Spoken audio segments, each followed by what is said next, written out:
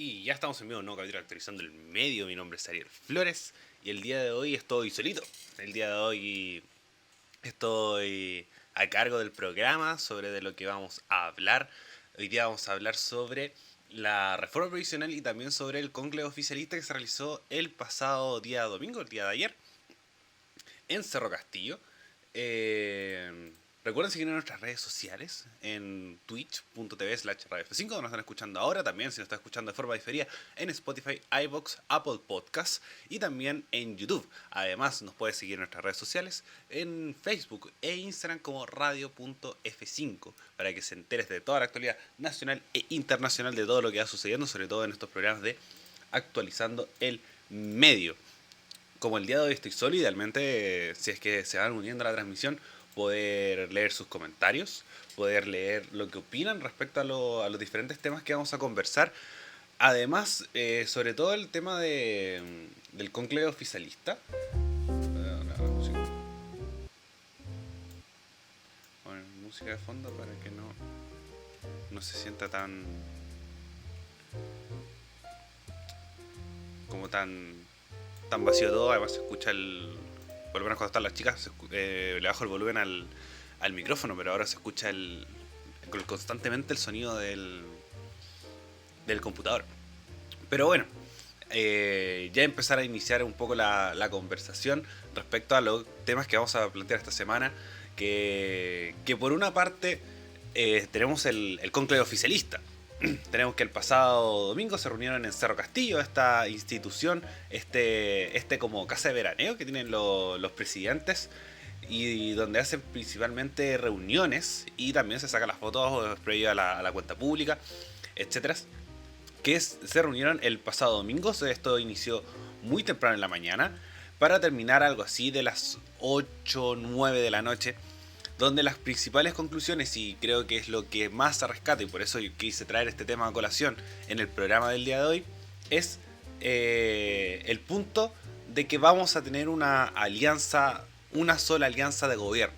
Creo que este era una de las principales falencias que tenía el gobierno, un poco de tener estas separaciones que conversaban, pero iban más de alianzas un poco estratégicas, no tan conjuntas, algo que sí estaba manejando el gobierno. Por ejemplo, lo podemos ver en el cambio de gabinete después del plebiscito, donde los principales nombres que tiene el gobierno de Gabriel Boric se están transformando en socialismo democrático, con Carolina Toá, con Analía Uriarte, entre otros nombres que vamos a destacar, como Carlos Monte, que ya eran miembros de partidos de socialismo democrático. El mismo Manuel Monsalve, que es militante del Partido Socialista. Todos los nombres un poco que se están tomando relevancia, a diferencia, por ejemplo, de Camila Vallejos, que es la única de Apruebo Dignidad que puede destacar. El resto eran todos de socialismo democrático. Entonces tenemos que se definió que se va a buscar hacer una sola alianza de gobierno con alianzas rotativas, con vocería rotativa, y que se iba a ir mostrando el protagonismo de diferentes formas. Tenemos que está Apruebo Dignidad, que está conformado por el Partido Comunista, el Frente Amplio, Acción Humanista y la Federación Regionalista Verde Social.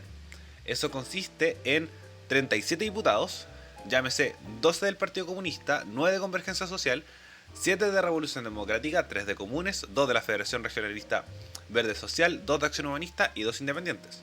Es la segunda coalición más grande del Congreso, detrás de Chile Vamos, que tiene 51. Y a esto le sumamos los 29 de Socialismo Democrático, que son 13 del Partido Socialista, 4 del Partido Liberal, 9 del PPD y 3 del Partido Radical. Yo igual le pondría un poquito de ojo a esos 3 del Partido Radical. Si bien están en la alianza y están en la coalición, como que los tira un poco más, por ejemplo, el Partido Demócrata. Esta nueva alianza que está formando Jimena Rincón con Matías Walker como sus principales líderes, y además varios desprendidos de la democracia cristiana y el mismo Partido Radical. Así que no me sorprendería que esos 3 nombres se salieran, pero por lo menos están. Y eso hace que tengan 66 puestos en el Congreso. si es que las matemáticas no me fallan, tendrían 66 puestos en el Congreso, que es casi una mitad del Congreso, y esto hace un poco lo que hablábamos mucho en los programas, que son las votaciones en bloque. Estas votaciones en bloque que pueden funcionar de alguna forma para poder generar distintos acuerdos y sobre todo en un Congreso, en un espacio que está siendo bastante hostil, bastante difícil y que hace que las fuerzas separadas se terminen viendo muy mermadas, viendo harta dificultad, viendo hartos problemas. Por ejemplo, porque en alguna parte tenemos, como decía, a Chile Vamos, que es 51 escaños, 24 de RN, 23 de la UDI y 4 de Bópoli. A esto hay que sumarle, por supuesto, a 13 republicanos, entre otros espacios que ahí donde se puede ir moviendo respecto a qué espacios se pueden acoplar. Siempre lo hemos destacado del Partido de la Gente, que conversa más con los republicanos, tiene más coincidencias con los republicanos que, por ejemplo, con el propio oficialismo, y la democracia cristiana, que se va a ir moviendo. Además, esto también se va a ver reflejado en el Senado, donde la fuerza está mucho más cargada a socialismo democrático, a diferencia de la Cámara de Diputados, porque tenemos 6 de Apruebo Dignidad, dos comunistas, 2 de la Federación Regionalista Verde Social, 1 de Revolución Democrática y un independiente, además de 13 de Socialismo Democrático, que son 7 del Partido Socialista, 6 del PPD, y a esto hay que sumarle 24, que esto se contrapone, estos 19 del oficialismo, ahora un poco ya más consolidado, a los 24 de Chile Vamos, que son 12 de RN, 3 de Bópoli, 9 de la UDI, y hay que sumarle un republicano. A estos hay otros 6, que son 3 de la democracia cristiana, más 3 independientes. Estos 3 demócratas cristianos hay que tenerlos con lupa, producto que está Matías Walker y Jimena Rincón, esto todavía no está actualizado, así que serían 3 independientes que tendrían otros 2 miembros de un partido que puede tomar más fuerza y sobre todo teniéndole principal atención a las próximas elecciones, que son las de alcaldes y gobernadores, que se vienen en 2 años más, si es que la memoria no me falla. Entonces, como para ir desarrollando un poco más el tema, por una parte tenemos que está esta alianza que se busca consolidar, que creo que es algo súper bueno. Así no tenemos esta diferencia un poco de estos dos círculos, quién tiene más fuerza, quién tiene más poder, quién sí, quién no. Yo encuentro que una sola alianza y al mismo tiempo saber desarrollar el trabajo de bancadas, llámese bancadas, para los que no sepan qué son las bancadas son conjuntos de parlamentarios que dentro del Congreso generan discusiones. Por ejemplo, está la bancada comunista, la bancada frente amplista, la bancada socialista, etcétera, etcétera, etcétera. Entonces son mini grupos dentro de estas grandes coaliciones, en este caso Apruebo Dignidad, Socialismo Democrático, el Chile Vamos, etcétera, etcétera, etcétera, que hace que se tengan alianzas que no necesariamente conversan con la alianza en general. Por ejemplo, los republicanos, muchos son parte de alianzas de Chile Vamos, muchos independientes, está la banca de independientes, pero también está la de otros partidos, y participan de otras alianzas de partidos siendo independientes. Así que las bancadas es un conjunto dentro de una gran alianza que empieza a funcionar dentro del Congreso. Entonces también en la conversación de bancadas va a ser mucho más certera y destacar un poco la labor del presidente Boric, que tuvo en esta situación de llamarlos, de organizarlos, de poder hacer un trabajo en conjunto que perdón, hacer un trabajo conjunto que yo encuentro que es lo que más le hacía falta al gobierno, y además un respaldo. El sentir el oficialismo, un poco sobre todo del socialismo democrático, sentir el oficialismo creo que le va a poder respaldar mucho, porque en el Congreso, ya teniendo 66 votos, sabemos que tienen esos 66 votos por el hecho de que son oficialistas y tienen que ir detrás de un proyecto de un presidente, entonces en este caso de Gabriel Boric. Y creo que eso le faltaba a Boric. Creo que le faltaba un poco alinear a sus parlamentarios. Creo que en ese sentido la labor de Giorgio Jackson vio mucha dificultad ante esto. No supo conversar, lo que un poco hablábamos del TTP-11, que iban primero a conversar con personas internacionales antes que hablar con los propios espacios que tiene el territorio nacional, con los parlamentarios, con diputados, con senadores, que creo que era ahí más fácil un poco la conversación, pero no se pudo realizar y ahora con esta gran alianza creo que se puede funcionar muy bien. Las contras. Las contras es que yo encuentro que puede haber un poco más de dificultad al momento de conversar los temas. Obviamente los pesos de poder van a empezar a mermar. Por ejemplo, el Frente Amplio ya está molesto un poco por el presidente con todos los cambios que ha realizado. No lo juzgo por el hecho de que el Frente Amplio igual ha dejado harto que decir. Yo le he dicho mucho en este programa, yo soy muy frente amplista, muy oficialista, en ese sentido muy frente amplista. Pero siento que las labores que está realizando el Frente Amplio no son las mejores. No son las mejores. Entre que es la participación de George Jackson como ministro y al mismo tiempo un poco los desaciertos que tenían miembros de Revolución Democrática y Convergencia Social, hace que se genere un poco más fuerza. Al mismo tiempo la base partidista igual mueve. Entonces el Partido Comunista busca tener más poder mermando al Frente Amplio. Entonces el Frente Amplio ya se estaba molestando un poco con esto, pero al mismo tiempo creo que entiende que ese es el camino a seguir. Porque tienen que empezar a buscar formas de poder devolver un poco la gobernabilidad al Poder Ejecutivo. Después de una derrota tan dura como la del plebiscito, las cosas van a empezar a complicar y ya vemos que el Congreso está un poco más complicado, sobre todo con la elección de la Cámara, la presidencia de la Cámara. Teníamos que ya podemos ir mezclando un poco con ese tema del tiempo. Sí, vamos mezclando un poco ya con ese tema, que es la elección que tenemos ya nuevo presidente de la Cámara de Diputadas y Diputados, que es Vlado Mirosevic. Vlado Mirosevic del Partido Liberal, que fue escogido por sus pares después de una segunda elección. Tenemos que las opciones estaba Víctor Pino del Partido de la Gente.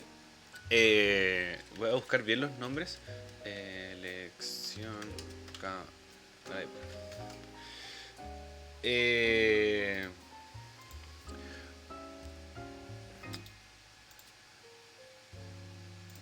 Porque tenemos que la primera elección estaba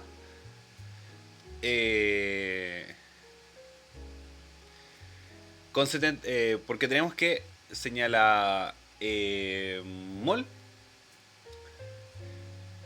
que tenía como principal nombre a Miguel Ángel Calisto de la Democracia Cristiana, que logró 70 votos en primera vuelta, más que después los otros candidatos eran Sofía Cid de Renovación Nacional y Renan Linco de Independiente con cupo del PPD.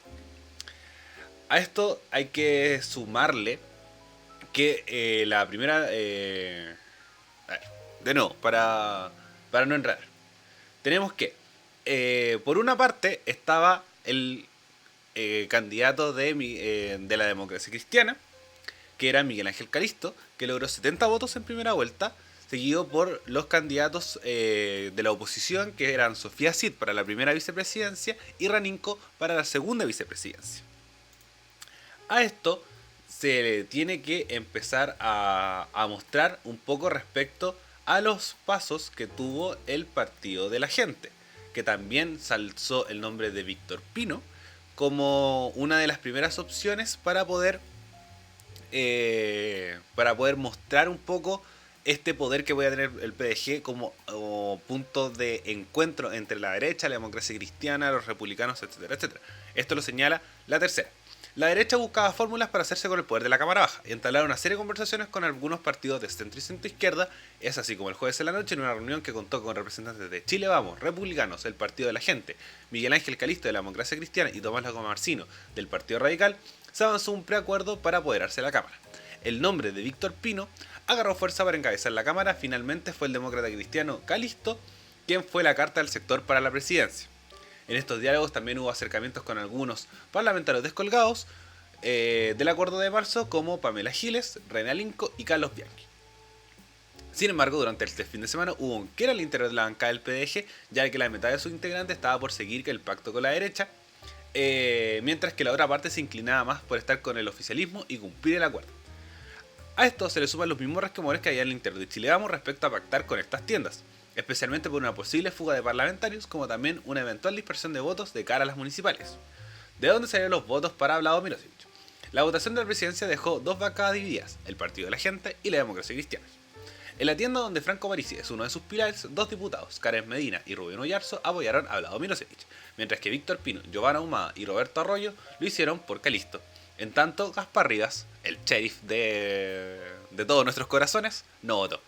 En la Democracia Cristiana ocurrió algo similar, ya que también sus integrantes se dividieron. Por el Partido Liberal estuvieron Ricardo Cifuentes, Alberto Undurraga, Felipe Camaño y Héctor Barría. En tanto, por Calisto, militante de la Democracia Cristiana, votó él mismo y lo respaldaron Joana Pérez, Eric Aedo y Jorge Shafiro.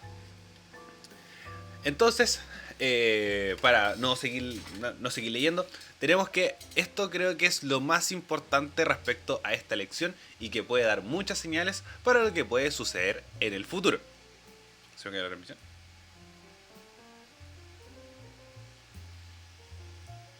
No se me cayó la transmisión. Ya. Bueno, respecto a cómo funciona un poco la elección, tienen que tener 78 votos, que es el 50% más uno. Y ya teníamos que todo parte un poco con la elección de Carol Cariola. Por una parte, aquí, a ver, un poco para ordenar las ideas. Tenemos que todo esto primero surgió con la elección de Carol Cariola, que se generó un gran problema, y creo que aquí no queda más que claro que la opción era no se votó por Carol Cariola primero por ser comunista, creo que es el que más pesó, y obviamente hay un sesgo de machismo dentro de cómo una mujer como Carol Cariola va a liderar la Cámara de Diputadas y Diputados. Porque tenemos que salió Vlado Milosevic, el otro nombre de la vocería de la prueba, porque teníamos dos, con el hecho de mantener un poco el esquema paritario, y teníamos a Vlado Milosevic y a Carol Cariola. Entonces, esto que fue vocero de la prueba, yo encuentro que no era motivo. Y primero, por un lado, el tema del Partido Comunista, creo que afectó, y un poco lo conversamos en capítulos anteriores cuando hablamos de la presidencia de la Cámara. Decíamos, Carol Cariola no va a ser presidenta porque es comunista. Era sin duda eso, sobre todo desde el punto de vista de la Democracia Cristiana y el Partido de la Gente, que fueron los votos que finalmente terminaron definiendo definiendo la elección. Nosotros barajamos el nombre de Vlado Milosevic como alternativa mucho más de centro, no había que podía convencer a estos sectores del Partido de la Gente y de la Democracia Cristiana para poder hacerse con el control de la Cámara. Aquí hay muchas cosas que analizar, y creo que es un tema que a mí me gustó mucho ver durante las últimas semanas por lo mismo. Porque se empieza a ver un poco cómo se va a estructurar la Cámara de Diputadas y Diputados. Primero, tener la presidencia de la Cámara, ya lo hemos conversado harto, pero siempre vale la pena destacarlo, es muy importante. Muy importante porque primero el tener la presidencia de la Cámara hace que se planteen o no ciertos temas, que se pongan en discusión o no ciertos temas, y además hay una discusión constante entre el Poder Ejecutivo y el Poder Legislativo, y que sean de un mismo sector hace que las conversaciones sean mucho más fluidas, además con grupos, con personas que se vienen conociendo hace mucho tiempo. Vlado Milosevic y Gabriel Boric son de la misma bancada un poco, son de la misma camada, mejor dicho, más que bancada para no confundir los términos que veníamos conversando un poco antes. Son de la misma camada, entonces si bien Vlado Milosevic está un poco más al centro que toda la jornada de toda la camada estudiantil del 2011, sigue siendo un poco del mismo sector y facilita mucho las conversaciones. Además, en la vicepresidencia tenemos a Carlos Bianchi, independiente del PPD, y además aquí yo encuentro que donde está un nombre muy importante que de un partido que habíamos conversado antes, que había perdido cierto poder, que es Catalina Pérez como segunda vicepresidencia, que es Revolución Democrática. Llámese que prácticamente, porque está, bueno, toda la presidencia es oficialista, y creo que eso va a beneficiar mucho. No sé cómo van a empezar a funcionar respecto a las próximas vicepresidencias, o bueno, a las próximas presidencias de la Cámara, respecto a los acuerdos, porque ya se rompió el acuerdo un poco. Entonces había que un poco prever que era muy arriesgado, y siempre lo va a hacer tratos con el PDG y con la Democracia Cristiana, porque son dos partidos que están a la deriva. No se quieren aliar con alianzas de gobierno, pero también con alianzas de oposición, y va a pasar mucho esto, que se van a fragmentar. Sobre todo el Partido de la Gente, que viene con una estructura de no somos ni izquierda ni derecha, somos independientes, y todas unas volteretas que no van a llegar finalmente a nada. Entonces, en ese sentido,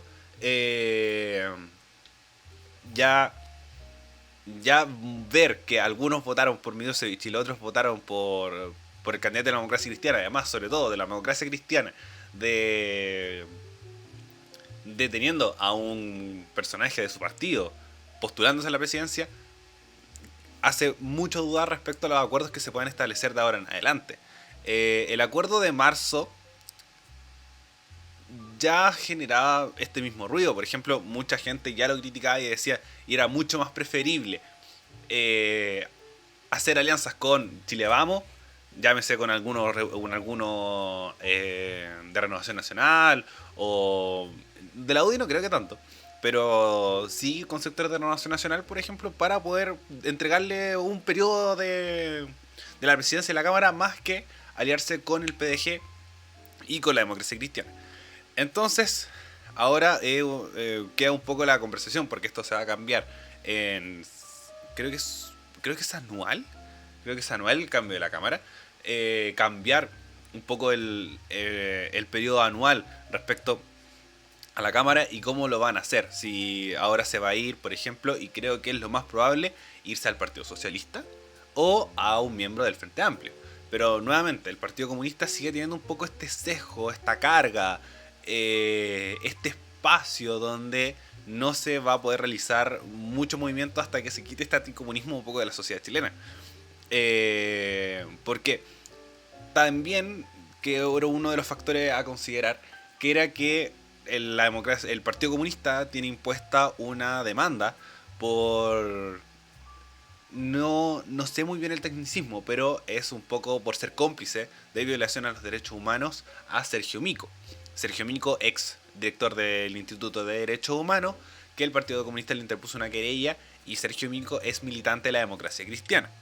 Entonces, la Democracia Cristiana, o su bancada en general, hablaba que no iban a votar por alguien del Partido Comunista si es que esa demanda seguía interpuesta. No se sacó la demanda y se tuvo que cambiar el nombre. Teníamos que Carol Cariola ya bajó su candidatura mucho antes, entonces todavía estaba un poco en la incertidumbre quién realmente iba a ser el nombre que iba a asumir la testera en primera instancia. Por eso esto se votó en dos instancias. La primera, como bien lo mencioné, la ganó el candidato de la Democracia Cristiana, y en segunda vuelta Vlado Milosic se impuso, y creo que es la mejor decisión. Es la mejor decisión, creo que desde un punto de vista súper propio, y desde lo más posible que del resto también. Como sabemos que nosotros igual tenemos una visión súper oficialista, y sabíamos que el perder la presidencia de la Cámara iba a ser súper duro, y al mismo tiempo que el espacio no iba a entregar a dar a otro movimiento respecto a con quién poder hacer la alianza. Ahora, ¿cómo queda la derecha posicionada ante esto? La derecha, yo encuentro que cada vez empieza a perder poder respecto a lo que tenía posicionado respecto al plebiscito. Aquí se vio un poco que no son ellos un poco los que están llevando la batuta, y esto es lo más preocupante, que lo hemos mencionado en capítulos anteriores, que es que el PDG y la Democracia Cristiana van a ser los que van a generar el movimiento respecto a las cosas. Esto, por ejemplo, aquí donde se viene a ver otras fragmentaciones de lo que está sucediendo en el Congreso Nacional. ¿Por qué? Porque tenemos que la Constitución, para un poco llevar a este proceso constituyente nuevo, se redujeron los quórums, se redujeron a 3/5. Y estos 3/5 son mucho más fáciles que conseguir que, por ejemplo, los 2/3. Creo que se hablaba, por ejemplo, para el primer retiro, que estaban sacando los votos para las acusaciones constitucionales, que se buscaban los 2 tercios. Se buscaban los 2 tercios, que era muy difícil de conseguir, que son estos quórums supramayoritarios que Jaime Guzmán decía, que la persona que le toque gobernar sea difícil de gobernar. Entonces se bajaron los quórums de reforma constitucional, entonces va a ser todo mucho más fácil de reformar, y es ahí donde va a tener un rol fundamental el PDG y la democracia cristiana, porque aquí donde ya vimos que hay una unión. Sabemos que socialismo democrático y Aprodignidad están juntos. Siguiendo un poco lo que hablábamos un poco al principio del programa, que era este conclave. Y por otra parte, tenemos que Chile Vamos y los republicanos están juntos. Ahora, ver dónde se posiciona cada uno. Por ejemplo, Pamela Giles. Pamela Giles, yo lo he dicho, y Franco Parisi lo dijo en una entrevista, que se vería muy lindo una primaria presidencial con Rodolfo Carter y Pamela Giles. Entonces yo encuentro que Pamela Giles está más cerca del PDG que por ejemplo el socialismo democrático o Aprodignidad. Entonces, o incluso del mismo Chile Vamos. Entonces, ahí donde se va a mover, donde se empieza a calentar el sol, y eso hace que las cosas se compliquen un poco más. Entonces, no son alianzas conjuntas, entonces va un poco a la conversación particular, a la conversación con cada diputado, con cada miembro de las bancadas, más que, por ejemplo, ir a conversar directamente con el PDG o con la democracia cristiana, que también está generándose una cierta fragmentación. Y, por ejemplo, podemos ver mucho esta fragmentación cuando se establezca como partido, si es que lo logra conseguir, el Partido Demócrata. Porque no me sorprendería que varios diputados de la democracia cristiana o mismos independientes se vayan a esta alianza de centro-izquierda. Yo lo defino muy centro el Partido Demócrata, un centro muy muy establecido, que se puede empezar a generar un centro distinto en el Congreso Nacional. Así que ahí es donde se tiene que empezar a ver las negociaciones, y tener una gran alianza, volviendo un poco a lo que conversábamos al principio, va a ayudar mucho. Va a ayudar mucho, va a llevar a un mejoramiento respecto a todo lo que le estaba llevando o lo que le estaba costando al presidente Boric tener en el Congreso, y ahora las conversaciones se van a centrar más en la democracia cristiana y en el PDG. Además, yo encuentro que es de otros sectores o de la oposición, de Renovación Nacional y la UDI, que entre tantos temas se me van colando otros, como puede ser qué pasa con la derecha respecto a la presidencia. Porque si llegaban, por ejemplo, a un acuerdo el día de hoy, la presidencia para un sector de la derecha, bueno, a un UDI o un Renovación Nacional, veo muy difícil a los republicanos liderando la Cámara, se hacía cada vez más probable, porque normalmente estos acuerdos son muy rotativos. Por ejemplo, partimos con Raúl Soto, se hablaba que después se iba a la presidencia de Carlos Cariola, el Partido Liberal con Brady Nosevich también estaba metido en esa conversación, el mismo Partido de la Gente podía también hacerse con un espacio, pero esto ya no va a ser así. Este acuerdo de marzo yo encuentro que se rompió. Hay que ver más adelante, y esta conversación la vamos a tener constantemente, pero siento que la derecha no tuvo el poder que está creyendo que tenía en la Cámara de Diputados, que decir no, o saliendo Chaguán diciendo no, el movimiento lo tenemos nosotros, el espacio lo tenemos nosotros, cuando no es tan así, no está llevando tan así. Y desde una visión un poco proyectando esto se complica un poco más, producto de que el presidente puede llevar un proceso constituyente, y teniendo un rostro de la prueba, esto va a ir mucho más rápido. Y todo un poco yo encuentro que se estaba esperando para este cambio de la Cámara, para ver qué se podía hacer respecto a un montón de cosas. Por ejemplo, la reforma tributaria y la reforma previsional, que son espacios que se tienen que discutir en el Congreso Nacional. Así que eso principalmente respecto a este tema. Creo que ahora se ve un poco más alentador el espacio. Creo que el oficialismo mantenga la presidencia de la Cámara de Diputados le facilita mucho las cosas, se le quita una carga muy fuerte, porque el perder la presidencia de la Cámara le hubiera costado mucho generar mucha discusión, generar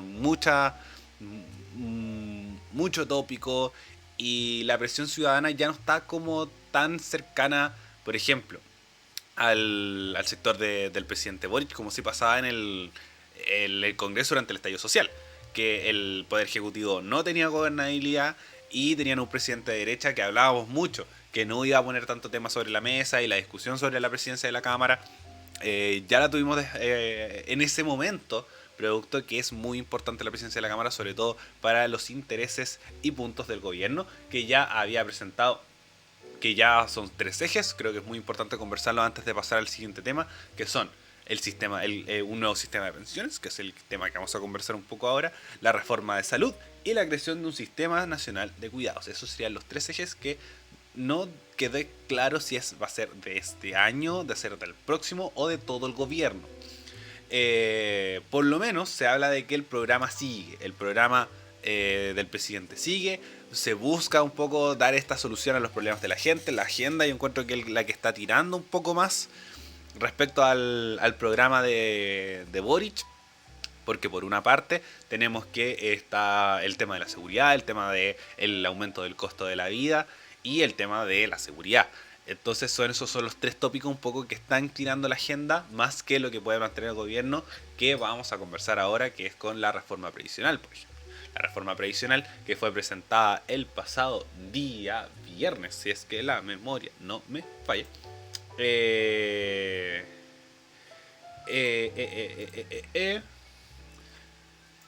Si no, la memoria no me falla, efectivamente se presentó este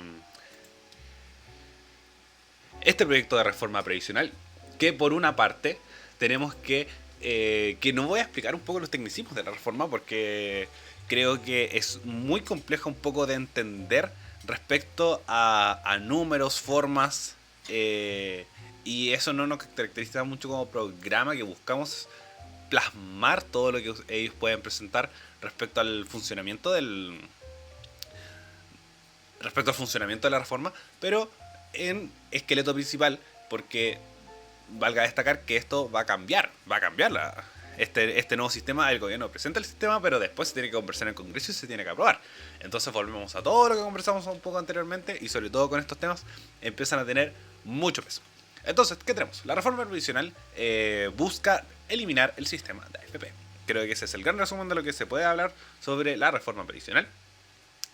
Busca eliminar el sistema de AFP, pasar a un sistema mixto. Llámese sistema mixto, que es un poco la base de todo un poco los sistemas que se está buscando, que el mixto sale cuando son 3 aportes del Estado. Son 3 aportes de diferentes áreas. Esto es lo que se habla de los 3 pilares. Consiste en un pilar de inversión individual, del ahorro individual. Creo que es 11%. Es un 10%.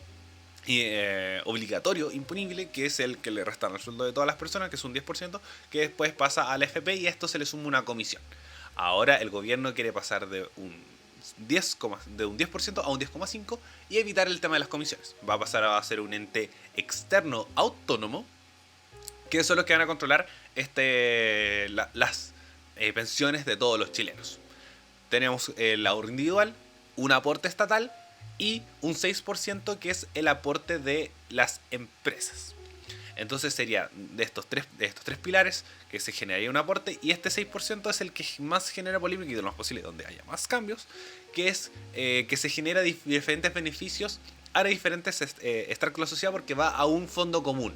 El 6% de cada trabajador, esto quiere decir que por cada trabajador se da un aporte de la empresa de un 6% dentro de las cotizaciones, que va a un fondo común y se va a ir distribuyendo de diferentes formas con diferentes beneficios, que no creo que valga la pena mucho presentar ahora, porque, reitero, va a cambiar mucho. Entonces la reforma previsional la vamos a conversar mucho cuando se esté discutiendo en el Congreso.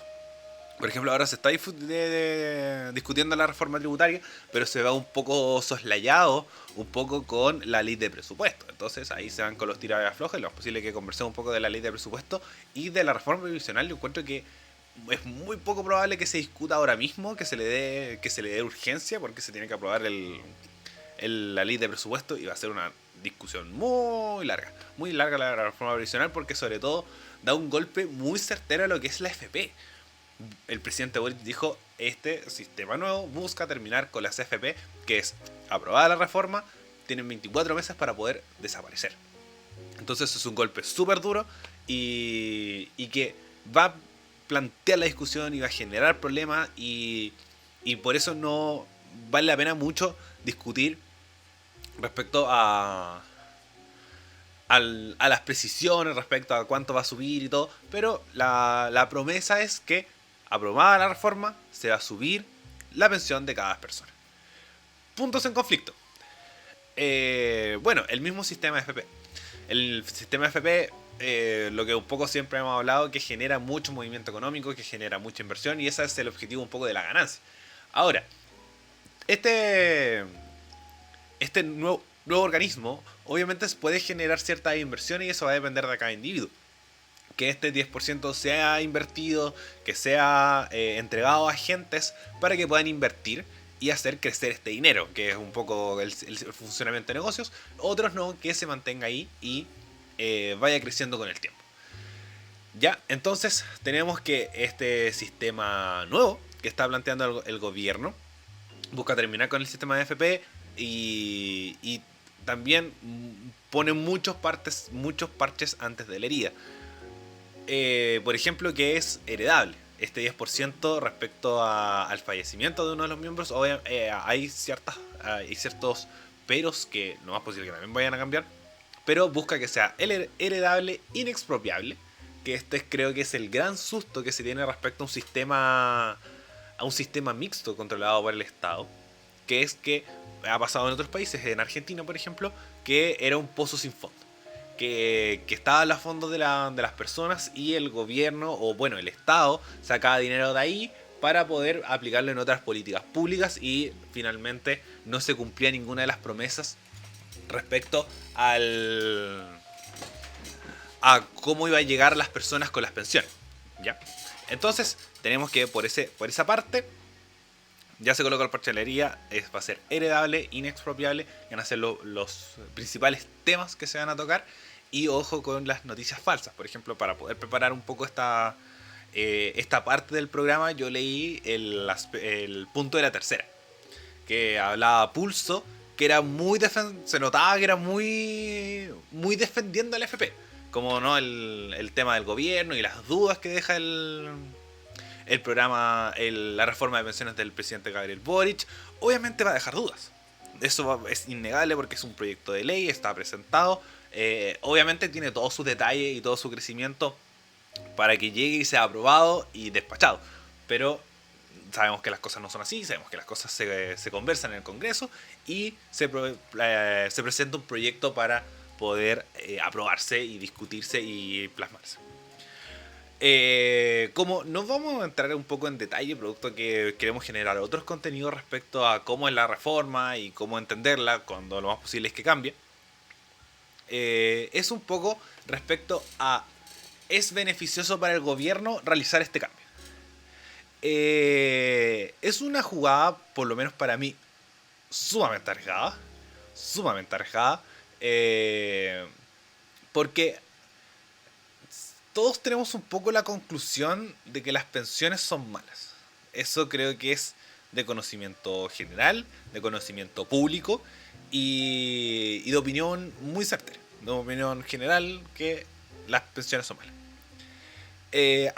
Ahí donde pasa a otra capa de la discusión, que es respecto a por qué son malas. ¿Son malas por el sistema de FP? ¿Son malas por que la gente está ganando poco? ¿Son malas porque etcétera? Había pensado otra excusa más de que se da de por qué o otra pregunta más que excusa de que por qué las pensiones son malas, que es porque el sistema FP es malo, o porque se da poco a la FP, que el porcentaje de cotización es muy poco, que este 10% no es suficiente, sino que debería aumentarse y darle más plata al FP y así va a aumentar la pensión. Entonces, aquí es donde se genera principalmente la gran discusión. Por lo menos por mi lado, yo sí creo que es por culpa del sistema de FP. ¿Por qué? Porque es donde también se genera una gran forma y estructura que es respecto a cuando uno ve las ganancias que obtienen la FP, es algo enorme. Son millonarias, es mucha plata.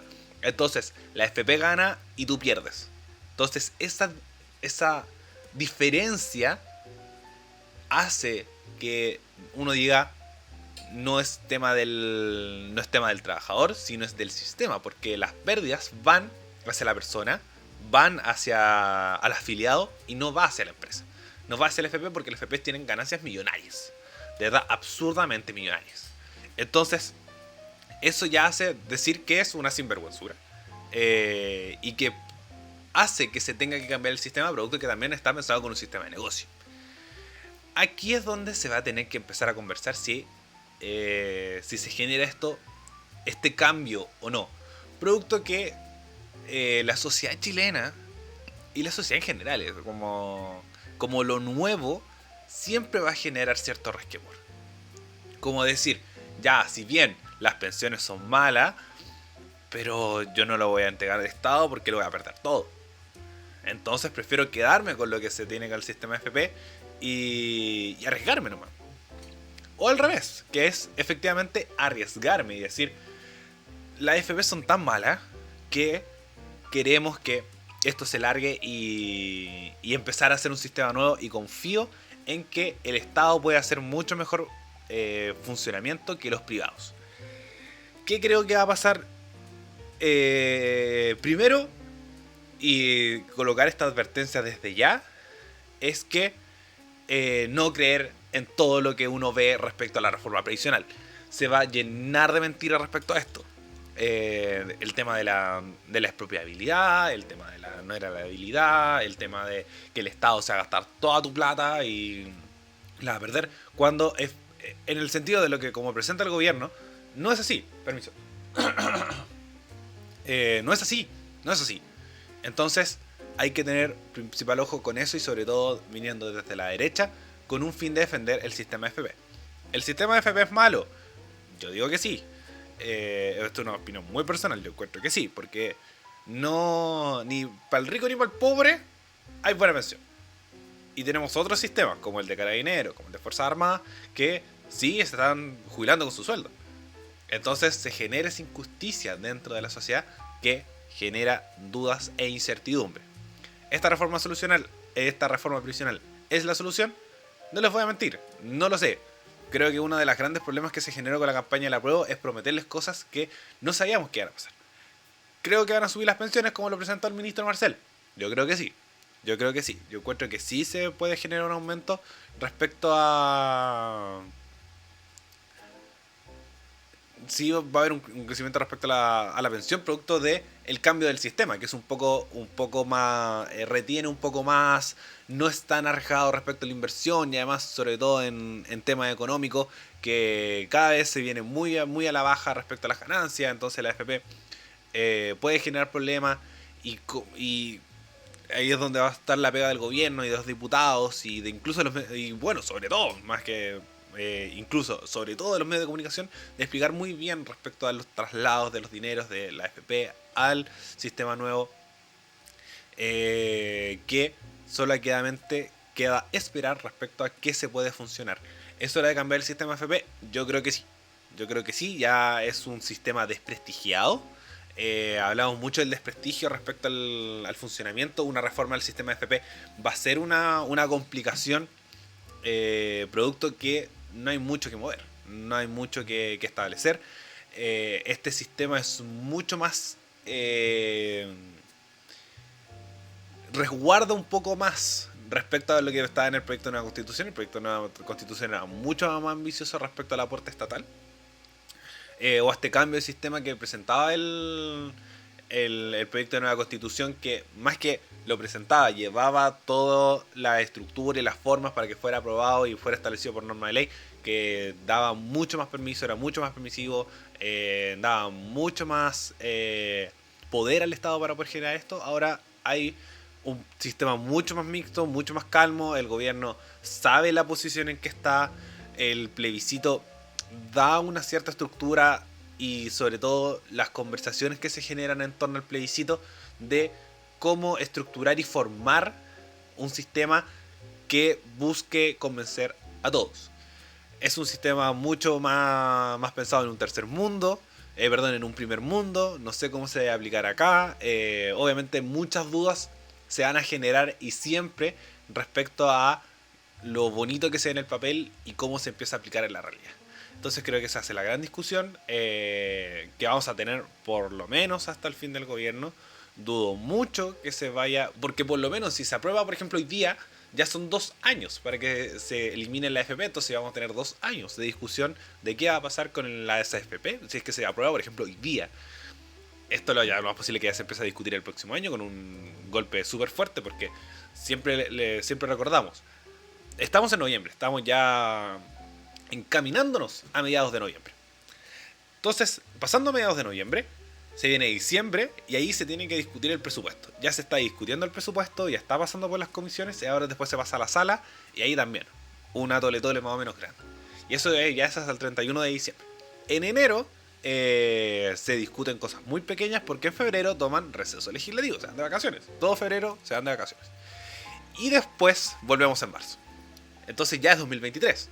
Y lo más posible que ya sea en marzo donde se vaya a discutir o la reforma previsional o la reforma tributaria, y yo encuentro que en el orden que se presentó va a ser primero la tributaria y después la previsional, o iniciar ya se iniciaron las conversaciones de la reforma tributaria con una presidencia de oficialismo. Puede apurarse mucho ese proceso, pero encuentro que todo se va a concentrar en eso. Además, queda presente el proceso constitucional. Y ahí ya son 3 grandes temas, son temas muy potentes que ya tienen la labor del Congreso de poder discutir. Y a esto le sumamos los otros problemas que mencioné anteriormente, que es el alza de costo de la vida, la delincuencia, y ahí es donde van a haber fuerzas en pugna diciendo qué conversamos y qué es más urgente para ahora, y sobre todo muchos sectores de la derecha y del centro derecha, estos son los problemas de ahora y tenemos que discutir esto ahora, no algo que nos va a servir para 20 años más, porque la gente tiene estos problemas ahora. Ahí donde va la visión de cada uno, si es que vamos por el largo placismo, por el corto placismo, y qué se puede mejorar y qué no. Bueno,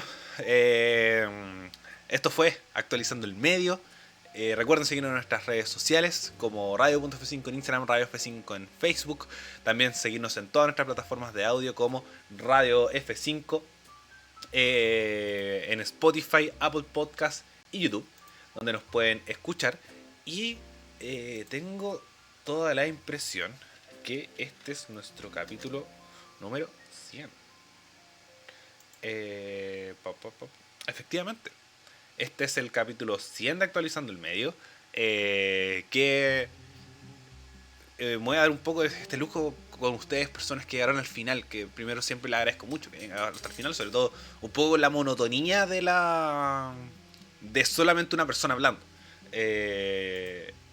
Siempre se busca llegar siempre busco llegar a la hora, y etcétera, y está muy pensado esto para el formato de stream, pero creo que el generar contenido siempre busca llamar la atención, busca generar un espacio, y 100 programas en 3 años, a esto hay que sumarle todas las entrevistas, los especiales y todo lo que fuimos generando. De verdad, gracias por estar ahí. 100 episodios, muchas historias que contar, mucho crecimiento. Obviamente me voy frenando porque de repente cuesta un poco hacer esto del stream, hablando solo ante una cámara, y reflexionando respecto a lo que está pasando en la actualidad nacional e internacional, y buscando que ustedes entiendan. Tanto en stream como en YouTube, como en Spotify, como en Apple Podcasts, la plataforma donde nos escuchen. Y de verdad gracias a ustedes, al equipo que me ha acompañado estos 100 capítulos, que es bonito, es muy bonito poder llegar a 100 capítulos y no perder nunca la fe que esto vaya a crecer, vaya a explotar, y poder algún día actualizar el medio. Creo que esa es siempre la fe y la esperanza que uno se tiene. Pero reitero, recuerden seguirnos en todas nuestras redes sociales, radio.f5 en Instagram, Radio F5 en Facebook y en todas nuestras plataformas de audio, en Spotify, Apple Podcasts, YouTube y también en Twitch, donde estamos todos los días, lunes y miércoles a las 8 de la noche.